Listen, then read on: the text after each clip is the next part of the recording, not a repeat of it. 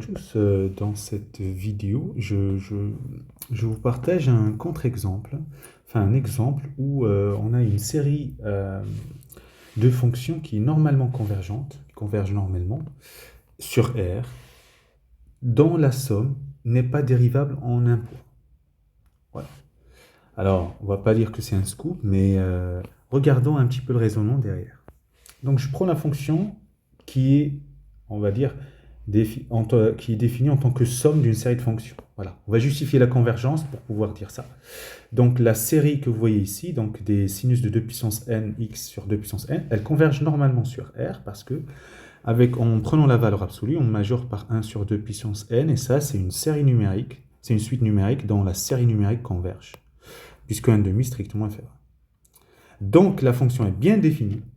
Alors, avant de dire ça, la fonction qui a x associe sinus 2 puissance n x sur 2 puissance n est continue sur R pour tout n dans n. Donc, f est bien définie et continue sur grand R. Donc, il n'y a pas de problème. Alors, maintenant, on va s'intéresser à ce que donc la série, elle converge normalement. Ok. Donc, converge simplement pour pouvoir dire qu'elle est bien définie aussi. Et donc, continue parce qu'il y a convergence uniforme et que chacune des fonctions fn est continue. Alors maintenant, regardons. On va s'intéresser à est-ce que cette fonction, elle est dérivable en 0. Donc, c'est la somme. Alors, j'ai préparé le terrain. Donc, j'ai recopié la série, la somme de la série. Je prends pour n, grand N dans n étoiles.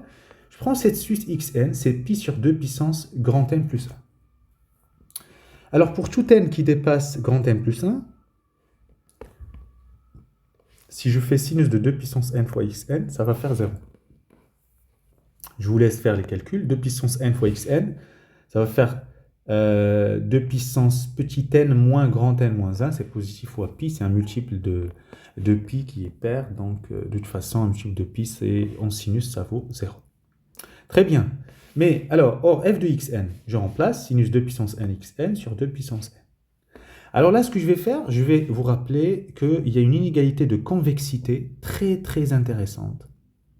Sur 0 pi sur 2, en fait, le sinus est supérieur ou égal à pi sur 2, 2 sur pi x.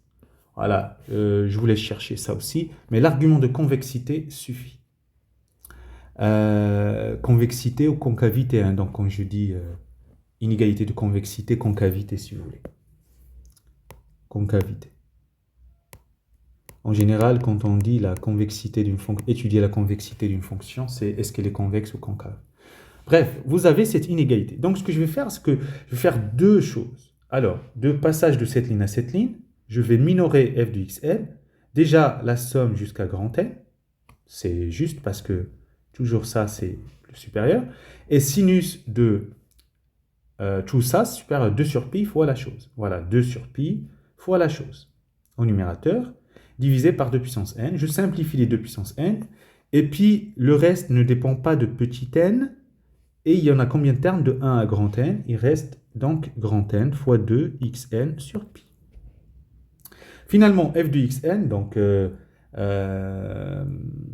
xn est non nul. Donc f de xn, je divise par xn. Il reste supérieur ou égal à 2n sur pi. Alors, vous devez bien voir que 2n sur pi, ça tend vers plus l'infini. Donc f de xn sur xn, c'est pas borné.